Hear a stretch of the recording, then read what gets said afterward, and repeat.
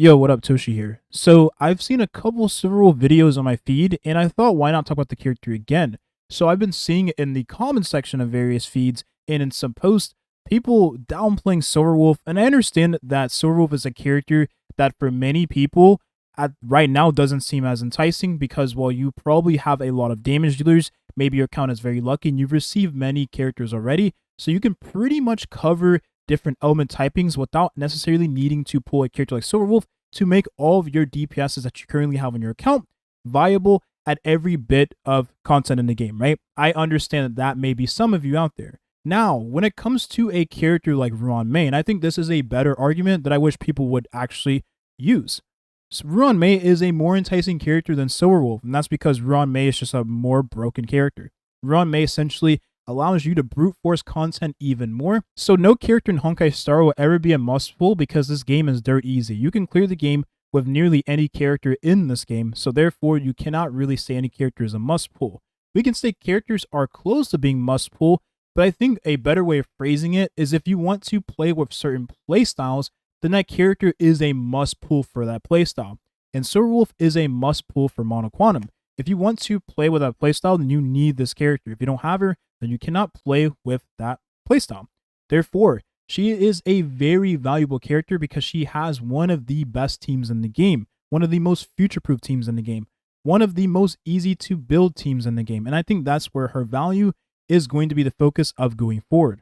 So the weakness implant effect may not be as strong as it is right now later on, and we're starting to see this become less of a threat to the enemy. We're starting to see enemies not even have any weaknesses at a certain point in the fight, like the Yanqing boss is an example of that. So Hoyoverse has a way of nerfing characters like Silverwolf because the weakness implant effect, again, is the biggest selling point of the character. And if Silverwolf can't land this on the character, well, then she becomes just a regular debuffing character, which isn't necessarily a bad thing because, well, you can just put all the other debuffs you have on this character's kit onto the enemy. And let's not forget, you still get the resist shred on the enemy, which is really, really strong. You get more attack down, defense down, and speed down, which lasts for 3 turns. And then defense shred that goes up to 45%, which lasts for 3 turns. And Silverwolf has a very high multiplier on her ultimate and her elemental skill, and she deals a lot of damage, especially if you build her as a sub DPS damage dealer.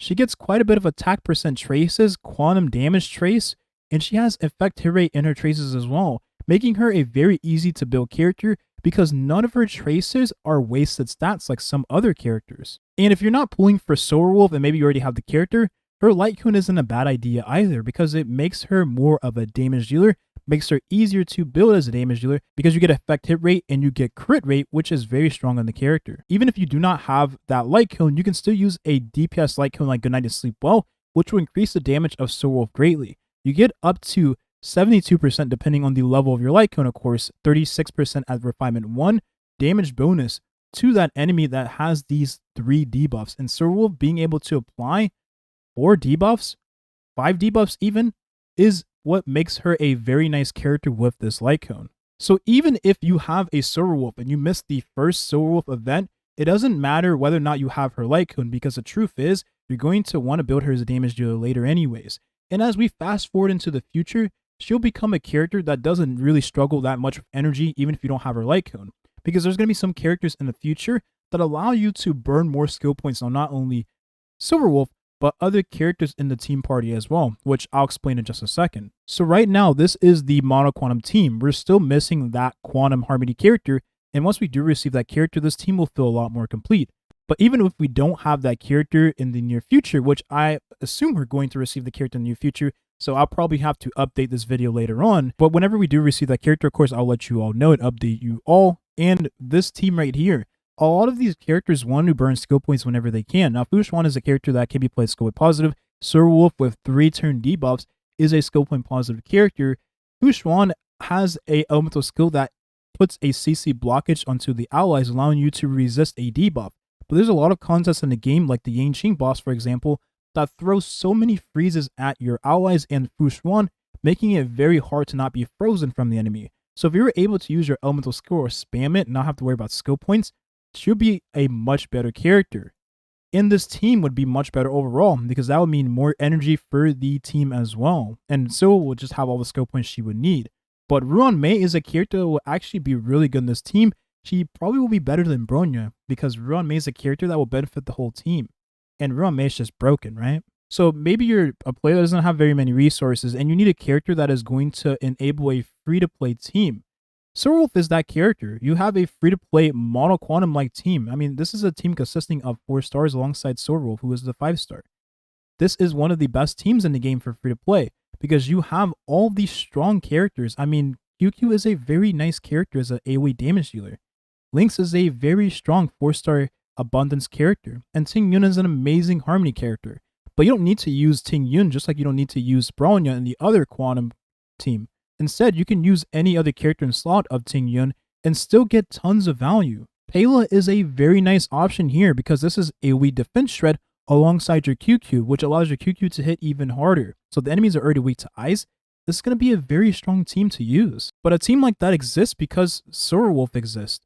Without this character, you wouldn't be able to have a team like that. And I think this is a great character to bring to Honkai Star Rail because it opens up doors like that for many players.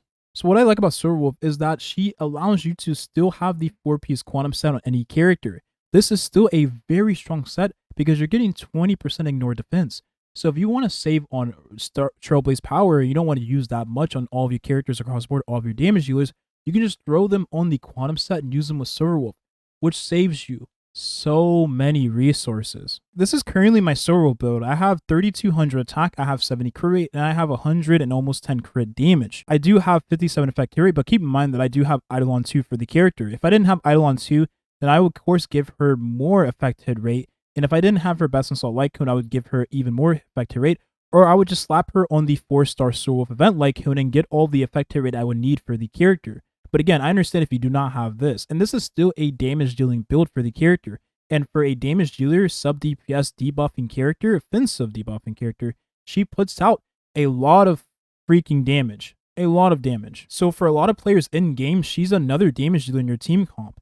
She might not be a sub DPS quote unquote, but she is a sub DPS because of her very nice impressive damage numbers. Now let's talk about Silverwolf's interaction with Ruan Mei. Now there's not much I can really say, of course, without getting myself in trouble here, but all you need to know about the Silverwolf interaction with Ruan Mei is that the break you put onto the enemy is going to be a little stronger. So not only is this going to be a direct upgrade from Mono Quantum, but your damage dealers are just going to be doing more damage because, again, she is a harmony character. So she's going to be providing buffs to your team. And for a team where you can build everyone in the team as a damage dealer and all of them will contribute towards the toughness breaking of the enemy, it's going to be a very, very, very strong team. That's all I'm going to say, of course, because I can't really say much more. The addition of the new planar set in this patch has been a nice buff to Mono Quantum. You increase your damage by 10% whenever you do have other characters in the same party that is the same element as the wearer of the planar set. So for Silverwolf, this is a boost for not only supporting capabilities, but getting her ult faster because it gives a 5% increase in energy regeneration rate as well. So an already strong character has become even better with the addition of 1.5. And even if you're not going for Silverwolf, you can agree that she is still a very strong character. She's not gotten worse in any way, and she's only gotten better as time went on. So there you have it. So I guess the best way to kind of frame this video, I should have done the intro. The more I thought about it, then I realized it was probably a better way of explaining what I want to say in the beginning of the video. So basically, compare using Bronya with Jing. And well, if you're not able to utilize Bronya with your Jing, then all of a sudden Bronya is a bad character and you shouldn't get the character. Well, it's not true. It just means that she's a character that you might not be able to utilize with your specific playstyle or with your specific character. That doesn't make the character worse in any way. It just means that those two characters might not have synergy. Think of that as Silverwolf for some players. Silverwolf is a character that you may not be able to utilize, but for some other players, she's a god tier character. And for me and many other players that watch these videos, yeah, she's godsend. And she formulates one of the strongest and easy to build comps in the game. So I don't see Silverwolf being a character that gets worse. She only gets better as time goes on. And she's going to have a kit that lasts the test of time. Because, well, she has debuffs that last for 3 turns. She has defense shred. And even if she doesn't have weakness implant, she still puts resistance down on the enemy, which allows your DPS characters to deal even more damage. So that's a plus, no matter how you want to slice the cake here. That's the video here. Thank you for watching and have a nice rest of your day. Peace.